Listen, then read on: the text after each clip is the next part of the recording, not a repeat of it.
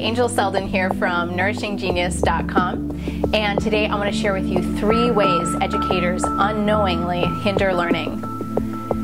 Number 1, by teaching according to subject. Teaching by subject is an invention. It's not how we would naturally learn. School subjects break down whole ideas with complex themes into isolated fragments of knowledge and then reorganize those bits.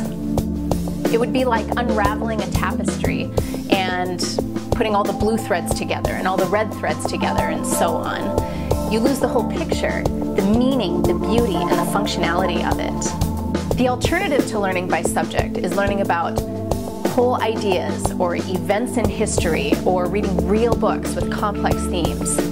You know you're learning about a whole idea when it seems to span many different subjects.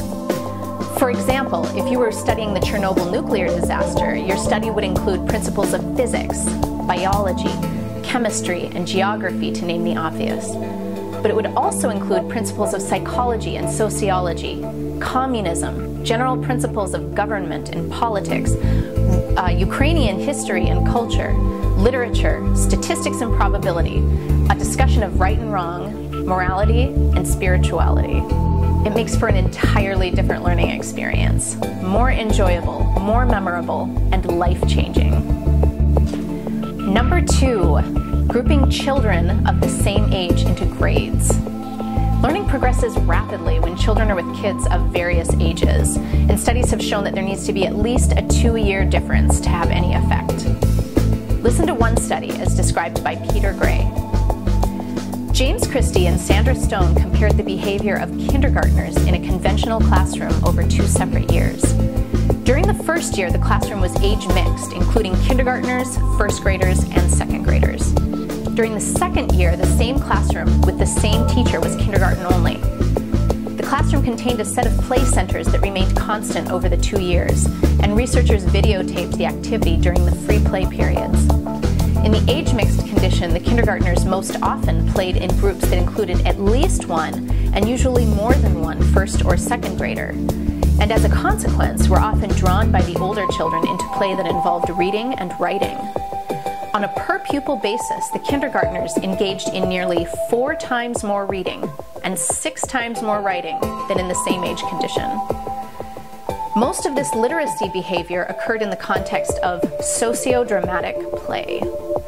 For example, in play cooking, children would read recipes. In playfully putting a baby to bed, they would read bedtime stories. And in a play birthday party, they would write labels on presents. We were born into families because that's the best way for us to learn and grow. One of those reasons being the multi-age, multi-generation environment. But that doesn't mean you have to homeschool. Even in school, the family dynamic should be used as a pattern to optimize learning and healthy development into adulthood. Number 3, testing and grading academic performance. In most schools, children can't learn anything without being observed, evaluated, tested, and graded on their performance. In regards to grades specifically, a number of studies have shown that students' willingness to take on challenging tasks diminishes when grades are involved. But without grades, students left on their own tend to seek out more challenging problems. A 2006 comparison in Milwaukee found that Montessori students performed better than grade-based students at reading and math. They also wrote more creative essays with more complex sentence structures, selected more positive responses to social dilemmas, and reported feeling more of a sense of community at their school. And these children came from families with average incomes of $20,000 to $50,000 a year. Evaluation of any kind, even passive observation, can hinder learning. Peter Gray relays this study in his book, Free to Learn. A team of research psychologists conducted a simple experiment in a real-world setting.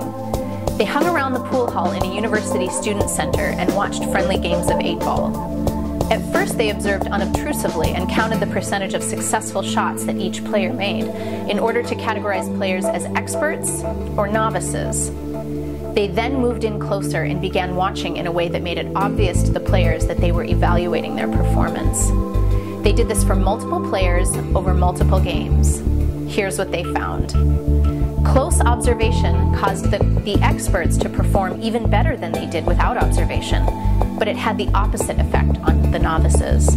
The average success rates of the experts rose about 9% under observation, while that for novices fell 11%. That's a 20% greater difference between the experts and the novices. Schools should be a place for all children to have an equal opportunity to learn and prepare as much as they can for adulthood.